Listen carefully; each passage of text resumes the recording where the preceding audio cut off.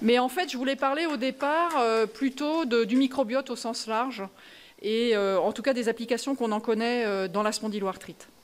Alors, vous allez dire, c'est un drôle de sujet pour un symposium. Je crois que certaines personnes de chez Pfizer étaient un peu inquiètes pour ça. En fait, c'est un sujet qui est très à la mode. Je pense que vous devez vraiment connaître des choses autour du microbiote. C'est tout à fait passionnant. Pour le moment, dans la spondyloarthrite, on n'a pas les applications cliniques. Mais il faut que vous sachiez que justement dans la maladie de Crohn, il y a des essais avec les probiotiques qui sont avec des résultats un peu discordants. Et certaines données dans la maladie de Crohn où on commence à faire de la transplantation fécale, c'est-à-dire qu'on on modifie le microbiote des patients. Donc ce n'est pas un sujet qui est planétaire, je veux dire qui est loin de nos réalités, c'est quelque chose pour lequel on va peut-être avoir des applications pratiques dans notre activité clinique. Alors avant de vous parler de ce qui n'est pas normal et singulièrement des anomalies de la flore digestive dans la spondyloarthrite, je voulais vous faire un petit rappel sur ce que l'on sait de la flore normale et à quoi ça sert finalement le microbiote. Donc tout d'abord, ce qu'il faut savoir, c'est qu'on va s'intéresser aujourd'hui au microbiote digestif. On pourrait s'intéresser à plein d'autres microbiotes, mais aujourd'hui, on va s'intéresser au microbiote digestif. Et que donc tout se passe au niveau du tube digestif, du côlon, de l'intestin grêle, et qu'il y a des barrières muqueuses d'abord, hein, qui permettent de séparer les bactéries de la lamina propria.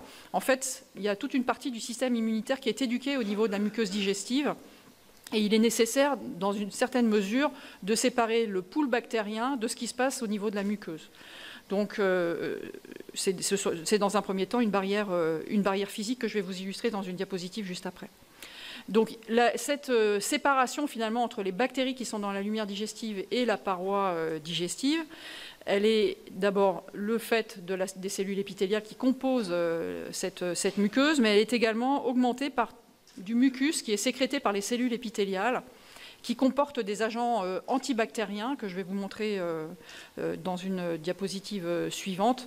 Donc ce sont des facteurs qui ont des activités antibactériennes justement pour empêcher d'une certaine mesure la prolifération bactérienne au niveau de la muqueuse elle-même. Donc ça permet de faire finalement une séparation entre ces bactéries dans la lumière et la muqueuse digestive. Alors, il y a des liens qui sont assez étroits, finalement, entre les composés bactériens digestifs et certaines pathologies comme la maladie de Crohn, mais probablement aussi la polyarthrite rhumatoïde et également la spondyloarthrite. Mais je vous ai mis un point d'interrogation pour le moment parce que, justement, c'est un peu une phase exploratoire pour le moment et on observe des choses, mais on ne sait pas encore bien décrire les liens entre une dysbiose, une anomalie de la flore digestive et l'apparition de pathologies. Donc voilà figurée cette fameuse barrière physique au niveau du tube digestif. Donc vous avez, je ne sais pas s'il y a un pointeur. Non. Ouais. Alors vous avez donc les cellules épithéliales de la muqueuse digestive. Vous avez sécrété ce fameux mucus par les cellules épithéliales. Hein, elles ont une activité sécrétoire assez importante. Et dans ce mucus, qui fait une espèce de pellicule à la surface qui va empêcher donc justement d'avoir un contact direct entre les bactéries qui se situent ici dans la lumière et ces cellules épithéliales. Et puis vous avez donc certaines protéines, certains agents bactériens qui sont sécrétés à ce niveau-là avec une activité antibactérienne. Et puis de l'autre côté finalement de cette barrière épithéliale, vous avez donc des cellules de l'immunité innée, et puis vous verrez aussi de l'immunité adaptative, que sont des macrophages et des cellules dendritiques. Dans la défense immune également, il ne marche plus le pointeur, mais vous avez les immunoglobulines qui sont des IgA, vous savez, au niveau du tube digestif. Oui, je vais faire ça, c'est une bonne idée. Ok. Voilà. Donc vous avez les immunoglobulines A ici par exemple qui sont sécrétées.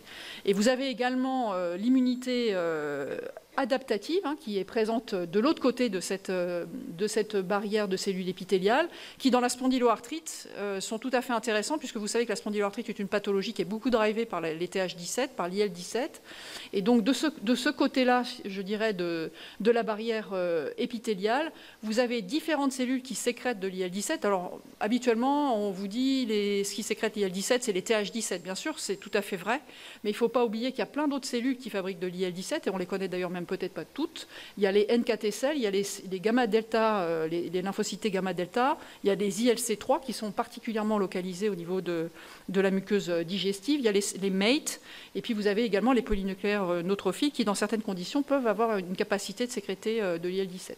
Donc il faut finalement voir ce microbiote comme quelque chose qui est en interface avec notre immunité adaptative et notre immunité innée.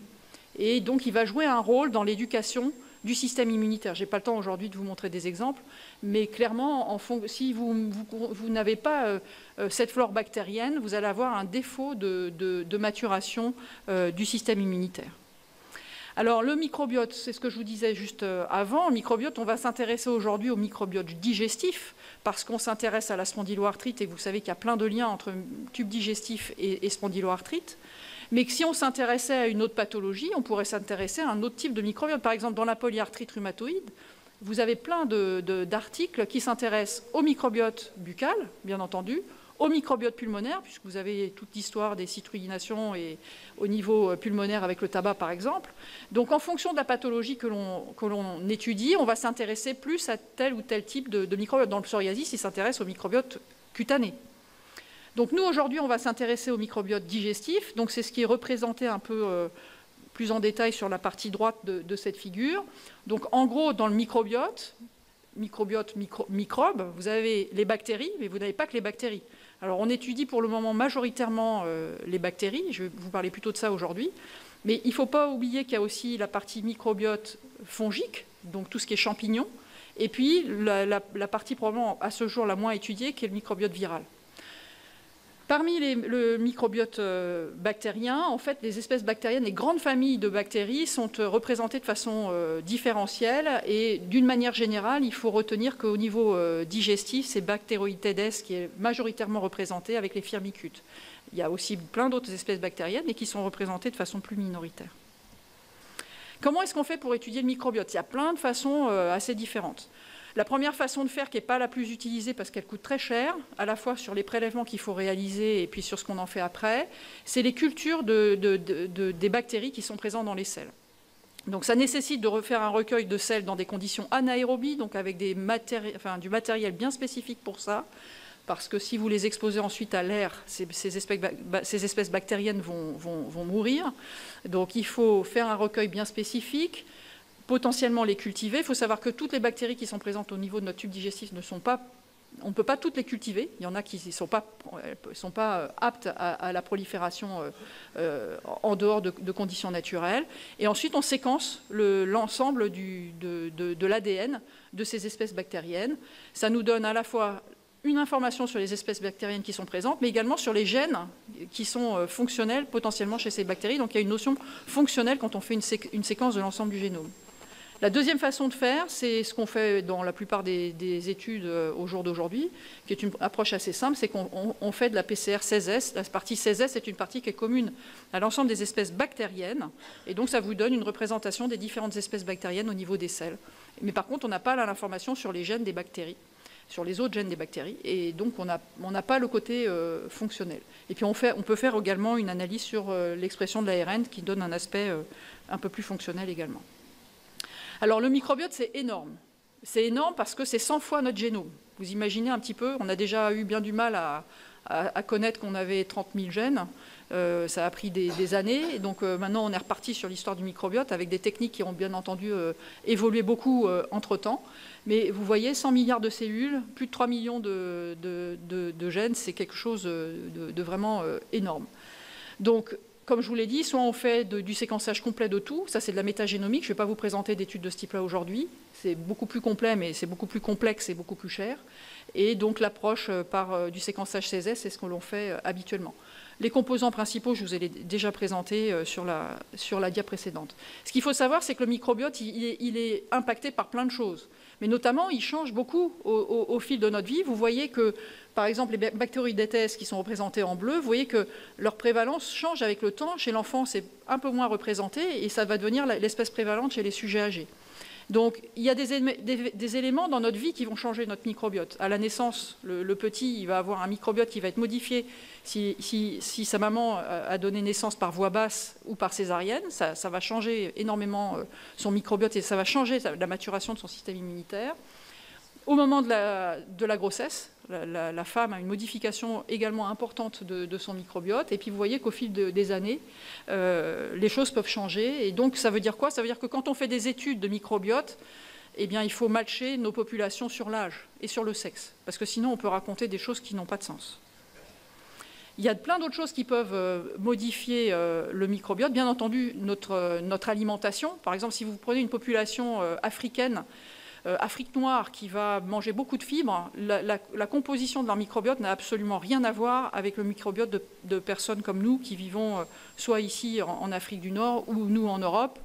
Ça change complètement. La teneur en fibres va modifier évidemment complètement le microbiote. La génétique évidemment change notre microbiote. Ça a été très bien fait sur des études de jumeaux où on montre qu'il y a une certaine proximité de microbiote pour des individus qui sont complètement homologues sur le plan génétique.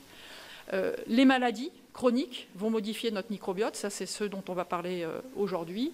Et puis bien entendu, là je vous l'ai présenté, les antibiotiques. Quand vous prenez un traitement antibiotique, vous allez avoir votre flore qui va être complètement modifiée. Vous allez, si je peux me permettre, après le repas, vous en rendre compte assez rapidement sur le plan du transit.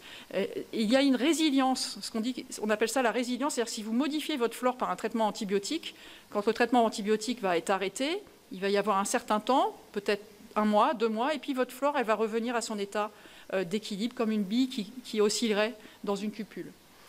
Donc voilà, il y a plein de choses qui peuvent moduler le microbiote et il faut en avoir confiance quand on analyse ces données-là pour savoir de quoi on parle. Alors la première pathologie, assez proche, je dirais, des rhumatismes inflammatoires pour lesquels on a su qu'il y avait une anomalie de la flore digestive, c'est les MICI et en particulier la maladie de Crohn. Donc en fait, quand on s'intéresse à des travaux sur le microbiote, la représentation est à peu près toujours de la même façon. Vous avez ces grands histogrammes qui vous montrent la proportion relative des différentes espèces bactériennes. Et par exemple, sur cette figure à gauche, vous avez complètement à gauche le grand histogramme, ce sont des sujets sains. Et le petit histogramme à côté, c'est la maladie de Crohn. Alors, petit histogramme, pourquoi? Parce que justement, vous voyez qu'il y a une diminution de la diversité de la flore.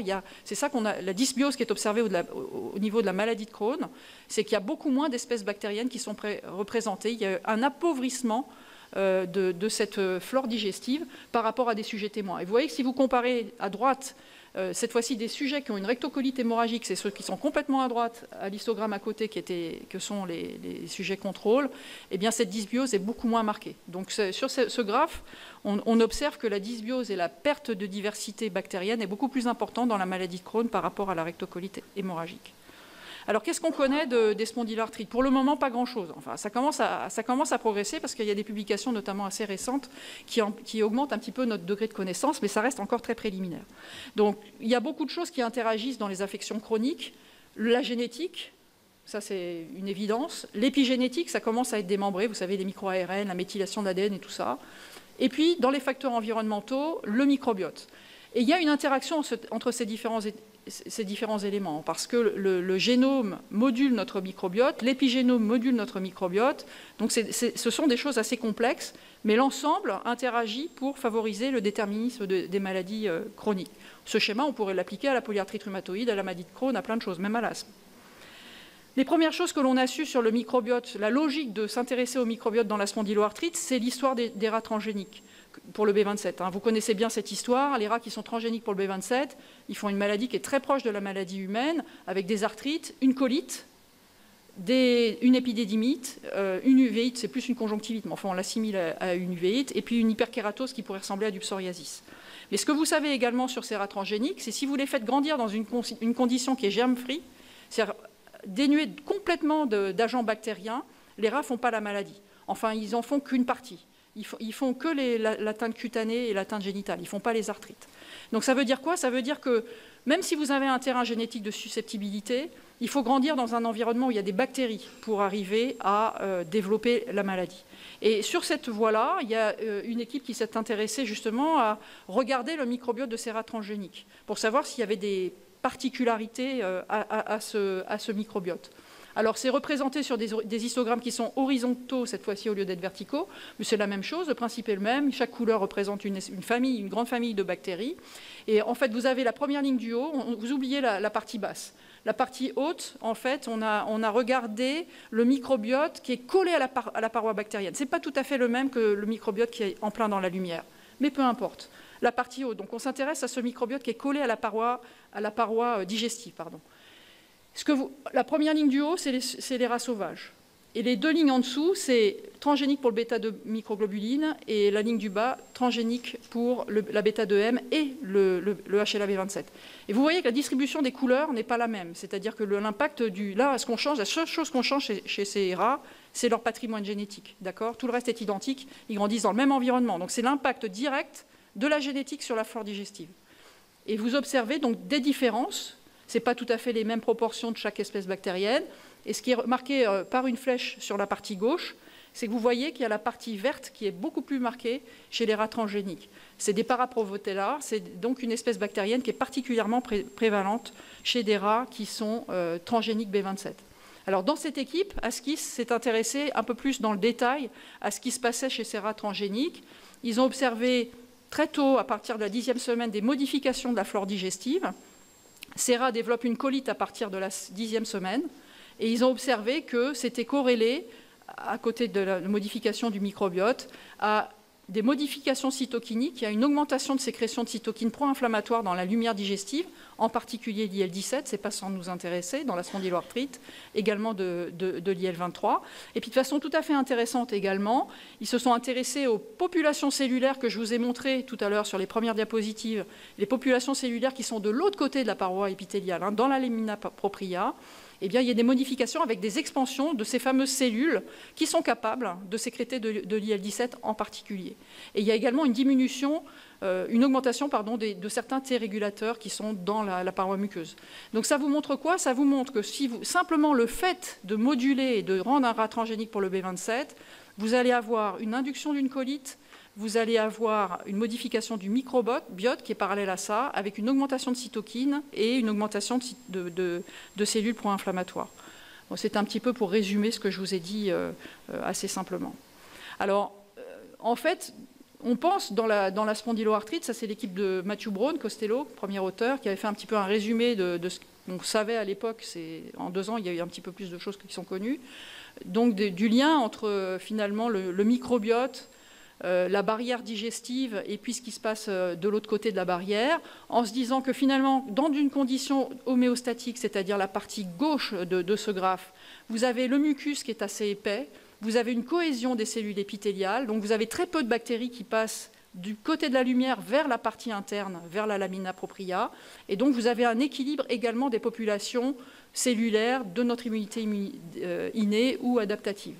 Dans une situation de dysbiose, comme on peut l'observer dans la spondyloarthrite, dans la maladie de Crohn, on pourrait faire exactement la même chose avec la maladie de Crohn, vous avez une diminution du mucus, donc une prolifération des bactéries au contact de la muqueuse, et comme en plus vous avez une perte de la cohésion des cellules épithéliales, ce qui est représenté ici avec, j'arrive pas bien mais c'est pas grave, vous avez un passage des bactéries entre 2 cellules épithéliales qui vont passer donc sur la partie où se situent les cellules de l'immunité innée, les macrophages, les cellules dendritiques, et puis un peu plus loin les cellules de l'immunité adaptative. Eh bien, ces éléments bactériens vont être captés par les cellules présentatrices d'antigènes, les macrophages, les cellules dendritiques, présentés aux cellules de l'immunité adaptative et activer les TH17. Ça passe pas trop bien, mais c'est pas grave. On y arrive, c'est pas grave, merci. Et donc induire ces TH17 ou ces TH1. Donc vous voyez qu'il y a un lien étroit vraiment entre cette flore et l'activation du système immunitaire. Alors ensuite, on a beaucoup parlé du rat pour le moment, ou de choses assez générales. Maintenant, qu'est-ce qui se passe réellement dans la spondyloarthrite? Alors le premier papier dont on a disposé, c'est celui de José Cher, qui travaille à New York, qui est un des pontes du microbiote, notamment dans tout ce qui est polyarthrite rhumatoïde, rhumatisme pso, pas encore spondylarthrite, mais il va certainement s'y mettre. Et donc c'est le premier travail qui avait été publié en 2014. Vous voyez, c'est un séquençage 16S, c'est ce qui est fait majoritairement. Mais la première remarque, c'est que c'est fait sur des tout petits effectifs. Il y a une très grande variabilité du microbiote d'un individu à un autre. C'est une dia que j'aurais dû vous montrer. Donc même s'ils ont tous la même pathologie comparée à des témoins, c'est très difficile de conclure sur des effectifs aussi petits. Quoi qu'il en soit, ce qu'il a observé sur l'histogramme en bas à gauche, ou à droite c'est la même chose, là on regarde la diversité bactérienne, on regarde le nombre de différentes populations bactériennes qui sont présentes au niveau du microbiote, de sujets ayant un rhumatisme psoriasique et des témoins. Et vous voyez, en bleu, ce sont les sujets contrôle. Vous voyez, quelle que soit la façon dont on mesure la diversité des bactériennes, il y a toujours plus de diversité chez les sujets sains par rapport aux patients qui ont un psoriasis cutané, en vert, ou par rapport aux patients qui ont un rhumatisme psoriasique. La plus grande différence existant entre les témoins et les sujets ayant un rhumatisme psoriasique. Donc ça veut dire quoi? Ça veut dire qu'il y a une perte de la diversité bactérienne de la flore digestive chez des sujets qui ont un rhumatisme psoriasique. Alors ensuite, c'est une grande dia bien compliquée avec un message très simple. En fait, je vous ai entouré en rouge ce qui était particulièrement intéressant. Ils ont regardé là certaines familles bien précises de bactéries, et ils retrouvent certaines bactéries qui sont diminuées dans le rhumatisme psoriasique par rapport aux sujets sains. Par exemple, Ruminococcus, une forme de Ruminococcus, et Akkermansia. Alors, ce n'est pas inintéressant que Akkermansia soit diminuée, parce que Akkermansia et Ruminococcus aussi, ce sont des espèces bactériennes qui ont un effet, qui ont un rôle plutôt protecteur. Il vaut mieux qu'on en ait au niveau de la paroi, enfin, au niveau du digestif, et suffisamment. Ce sont des bactéries qui sont localisées dans la couche muqueuse, qui sont capables de transformer, donc de faire des réactions biochimiques en transformant le mucus en acide gras à chaîne courte, qui ont eux-mêmes une action immunorégulatrice, et sont capables finalement d'activer la réponse immune. Donc, quand on a un déficit de ces espèces, comme ça a été observé dans le rhumatisme psoriasique, et comme ça a été également dit au niveau de la maladie de Crohn, eh bien, ça va favoriser finalement une inflammation de la paroi digestive. Donc on retrouve là, finalement, une certaine logique. Il n'avait pas retrouvé dans ce travail d'augmentation de Prévotella. Et en fait, l'augmentation de Prévotella, c'est ce qu'on observe dans la polyarthrite rhumatoïde. Et ça veut peut-être dire, avec beaucoup de précautions, qu'il y a une espèce de carte d'identité des rhumatismes au niveau digestif. Certains rhumatismes vont donner une augmentation, une diminution de certaines espèces qui ne croissent pas forcément avec d'autres rhumatismes.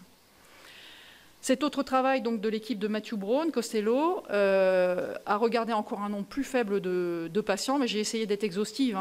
Là, cette fois-ci, on ne regarde pas la flore dans la lumière, on va récupérer par des endoscopies la flore qui est collée à la paroi digestive. Donc c'est un petit peu plus agressif, c'est pour ça qu'il n'y a pas beaucoup d'études comme ça. Alors, ce qu'il va trouver très simplement, c'est qu'en gros, il y a certaines espèces qui sont augmentées par rapport au contrôle. Les contrôles sont en orange, les patients qui ont une spondylarthrite ankylosante sont en rouge. Vous voyez que pour certaines espèces, il y en a plutôt moins que chez les témoins et d'autres plutôt plus. Voilà, alors avec une corrélation entre certaines espèces bactériennes. Très difficile de faire des conclusions. Certaines observations sont communes avec les rats transgéniques B27, d'autres communes avec le Crohn, mais objectivement, avec 9 patients, en gros, on ne peut pas dire. C'est simplement, je vous montre un peu ce qui se fait et ce qui se fait de plus en plus et les approches qui sont utilisées pour s'intéresser à la flore digestive dans ces maladies-là.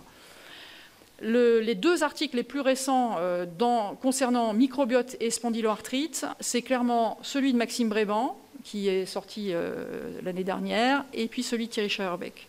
Donc, dans le travail de Maxime Bréban, là, vous voyez que ça n'a plus rien à voir en termes d'échantillons. Vous avez quasiment 100 personnes qui sont étudiées avec une spondyloarthrite axiale. Il y a un groupe témoin fait de polyarthrite rhumatoïde et des vrais témoins qui sont des patients qui n'ont pas de maladie, des sujets qui n'ont pas de maladie particulière, ou bien ce sont des collatéraux sains des patients qui avaient une spondyloarthrite. Il demandait pour l'inclusion que les patients n'aient pas pris d'antibiotiques pendant 6 mois. Je vous ai dit que ça modifiait la flore, qu'il y avait une certaine résilience, donc il faut attendre avant que la flore naturelle se reconstitue. Donc ça, c'est un critère de qualité, c'est une étude qui est bien faite. Et avec du séquençage 16S, c'est ce qu'on fait habituellement. Donc voilà, on ne va pas rentrer dans les détails de cette cohorte, qui est une cohorte habituelle, je dirais, de patients. La seule chose que je vous ai soulignée, et qui quand même là est un problème, c'est le pourcentage de patients ayant une biothérapie. 30% dans cette cohorte-là et 70% pour les patients qui ont une polyarthrite rhumatoïde. Les traitements par anti-TNF modulent la flore digestive. Donc on a là, quelque part, quelque chose qui peut modifier un petit peu les résultats que l'on va observer. Mais c'est vraiment la seule critique que je ferai à ce travail qui est par ailleurs remarquablement mené. Donc Ils ont regardé dans ce travail la diversité finalement de la flore digestive et ils retrouvent la même chose que dans le rhumatisme psoriasique. C'est la courbe qui est en bas à gauche, où vous voyez la première colonne, ce sont les sujets contrôle. Ça mesure la diversité de la flore. Donc vous avez une diversité dans la spondyloarthrite, c'est les petits points du milieu, qui est franchement diminuée par rapport au sujet contrôle. Et encore plus dans la polyarthrite rhumatoïde. Ensuite, ils ont regardé les différentes familles bactériennes ou espèces bactériennes. Vous voyez que la distribution, les couleurs ne sont pas réparties de la même façon entre les différents groupes, que ce soit les contrôles, les PR ou la spondyloarthrite ankylosante. Donc il y a une dysbiose, il y a une répartition des espèces bactériennes qui n'est pas la même que chez des sujets sains, et pas la même non plus que dans des polyarthrites rhumatoïdes. Et le résultat qu'ils ont mis un petit peu en exergue dans ce travail, c'est la première ligne bleue du haut de ce schéma, qui est Ruminococcus gnavus, qui est en fait une espèce très minoritaire. Chez le sujet sain, ça représente à peu près 2%. Mais quoi qu'il en soit, ils le trouvent vraiment plus prévalent dans une population de polyarthrite rhumatoïde par rapport à des contrôles. Vous voyez qu'il n'apparaît même pas là, tellement il est faiblement représenté. Il n'est même pas présent. Et il s'est intéressé un peu plus à ce gnavus et il a trouvé que, en particulier, les patients qui avaient une spondyloarthrite associée à une Mickey avaient un peu plus de cette espèce, que la présence de cette espèce était corrélée à l'activité de la maladie, donc ça pourrait être un témoin de l'activité de la maladie. Par contre, quand ils regardaient des IBD toutes seules, sans spondyloarthrite, il n'y avait pas de lien, et il n'y avait pas de lien non plus avec la prise d'anti-inflammatoires. Donc, en fait, ce travail montre qu'il y a une dysbiose, une perte de diversité, et qu'il y a une augmentation de cette espèce, Ruminococcus gnavus. Vous allez en entendre parler d'autres fois, donc retenez ce nom, et donc avec peut-être une corrélation avec l'activité de la maladie. Enfin, un dernier aspect du microbiote qui est peut-être assez inattendu, c'est de se dire que finalement, si on regarde la flore digestive, on va peut-être pouvoir prédire la réponse à un traitement. Ça va vous paraître un peu fou, mais ça ne l'est pas du tout. Pour les traitements anti-PD1 dans le mélanome, on peut prédire la réponse au traitement simplement en regardant la flore digestive. C'est un très beau travail qui a été publié dans Science, d'une équipe de l'Institut Gustave-Roussy à Paris. Et on a envie de se dire pareil, il y a des données similaires dans le cancer colique, où en analysant la flore digestive, on peut arriver à prédire la réponse aux anticancéreux. Donc le rêve fou serait de se dire, on va regarder ce qui se passe au niveau de la flore, et on va prédire la réponse au traitement anti-TNF. Alors est-ce que c'est fou? Est-ce que c'est vrai? Est-ce que c'est possible? Le premier travail dans ce domaine, en fait, c'était dans les Mickey, c'est la rectocolite hémorragique. Un effectif quand même assez raisonnable de patients qui sont naïfs complètement d'anti-TNF avant, naïfs de biologique d'ailleurs, d'une manière générale. On va regarder leur flore à baseline et on va voir si la composition de la flore peut prédire la réponse après 3 mois. Donc l'ennui, c'est que les patients pour lesquels on a vraiment l'évolution dans le temps est quand même un petit peu plus réduit. Et voilà le résultat. Alors, la première partie est ici, c'est qu'ils se sont intéressés à droite à Praunici, qui est une bactérie qui est anti-inflammatoire, dont la diminution a été montrée comme très significative dans la maladie de Crohn. Et vous voyez que ceux qui n'ont justement pas de diminution de cette espèce bactérienne, eh bien, sont plutôt ceux qui répondent. Et ils l'ont regardé un peu dans le temps, et vous voyez que ceux qui ont une prévalence assez importante de Praunici, eh bien, ce sont en bleu, vous voyez, que ce sont ceux qui répondent par rapport aux histogrammes rouges où cette espèce bactérienne est sous-représentée, où la réponse est moins bonne. Et ils l'ont corrélé à la calprotectine. La calprotectine, c'est une protéine qui est sécrétée par les polynucléaires neutrophiles qui passe dans la lumière digestive quand il y a une inflammation de la digestive. Donc c'est vraiment un marqueur de l'inflammation digestive. Vous voyez que la courbe est exactement, suit ça, c'est-à-dire que quand vous avez beaucoup de Praunici, vous avez une meilleure réponse et vous avez une diminution significative de l'inflammation, comme le témoigne la diminution de la calprotectine. Le dernier travail qui vient d'être publié, là, qui vient de sortir dans Scientific Reports, donc de l'équipe de Thierry Schaerbeek à Bordeaux, qui a rebondi sur cette prédiction potentielle de la réponse aux anti-TNF à partir de la flore. Donc il a pris une population intermédiaire, on va dire, il y a 18 patients qui sont étudiés avant le début du traitement, 3 mois après l'initiation d'un anti-TNF. Je n'ai pas grand-chose à vous dire sur les caractéristiques de la population, sauf que vous dire qu'il a séparé donc la réponse à partir de l'ASDAS en répondeur, répondeur partiel ou non répondeur, que dans un premier temps, je ne vous l'ai pas détaillé là, il montre qu'avoir un ASDAS élevé, une CRP élevée à baseline est prédicteur de réponse. Ça, c'est presque une validation externe de la prédiction de la réponse. Ce sont des témoins de réponse que l'on connaît. Et il a analysé finalement les espèces bactériennes à baseline et 3 mois après le traitement. Sans rentrer dans les détails, vous voyez que la distribution de la flore elle change de façon significative. Ça vous paraît peut-être pas majeur parce que la principale espèce bactérienne, comme on l'attend, est représentée par les firmicutes, ici en vert. Mais la distribution, d'abord, la proportion des firmicutes avant-après change, et puis les autres espèces bactériennes changent de façon assez notoire entre avant et après. Ensuite, il s'est intéressé finalement à la réponse. Alors d'abord, sur le premier graphe à gauche, vous avez les points rouges, c'est M0, et les points bleus, c'est M3. Vous voyez qu'il y a quand même, ça ne clusterise pas, donc il y a une distribution assez large finalement des espèces bactériennes, mais par contre vous voyez que les points verts qui correspondent aux répondeurs clusterisent ensemble de façon significative, suggérant qu'il y a peut-être donc des éléments de prédiction de la réponse à partir de la flore. Et vous voyez sur ce graphe-là que les patients qui ont la moindre diversité, c'est les histogrammes rouges qui sont tous à gauche de chaque grand histogramme, eh bien, correspondent aux patients qui ne vont pas bien répondre. Ça veut dire quoi? Ça veut dire que quand vous n'avez pas une très bonne diversité de votre flore digestive, vous n'êtes pas tellement prône à répondre à un anti-TNF.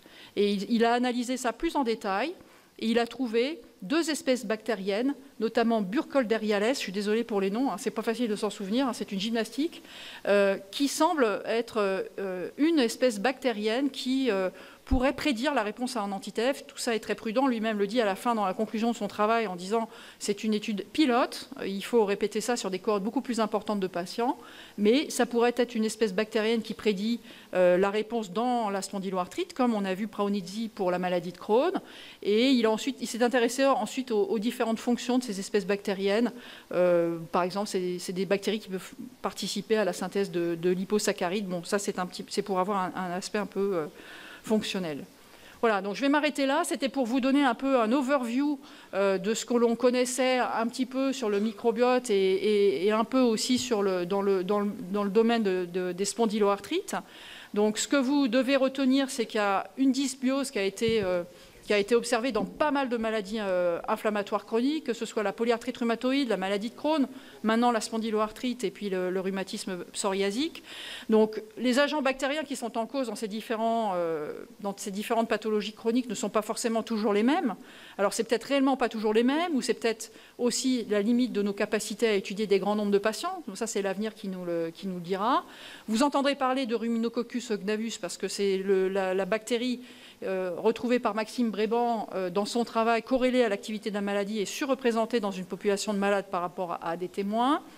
Burkholderia, est-ce qu'il permettra de prédire la réponse aux anti-TNF? C'est l'avenir là aussi qui le dira, avec des réplications sur des cohortes plus importantes. Et c'est vraiment ce qu'il nous faut là au jour d'aujourd'hui. Et après, ça n'est qu'une étape, puisque vous savez que les bactéries qui sont dans notre tube digestif, elles ne sont pas juste là pour faire joli, ou pas joli d'ailleurs. Elles ont plein d'activités métaboliques. Par exemple, c'est elles qui métabolisent le tryptophane. Donc il y a plein de choses, ça joue aussi sur les acides gras à chaîne courte, enfin ça fait plein de choses, plein de rôles immunomodulateurs. Et donc dans l'avenir, ce que l'on va avoir, c'est pas seulement du CSS et du séquençage, c'est de la métabolomique, c'est-à-dire regarder les conséquences en termes de fabrication de protéines grâce aux espèces bactériennes qui sont dans notre tube digestif. Donc là aussi, ce sont des approches qui sont très lourdes, mais ça permet, on peut au jour d'aujourd'hui regarder toutes les protéines qui sont fabriquées par la flore digestive. C'est des approches qui sont très lourdes, mais très, très informatives sur la fonction des bactéries. Voilà, je vais m'arrêter là et je vous remercie pour votre attention.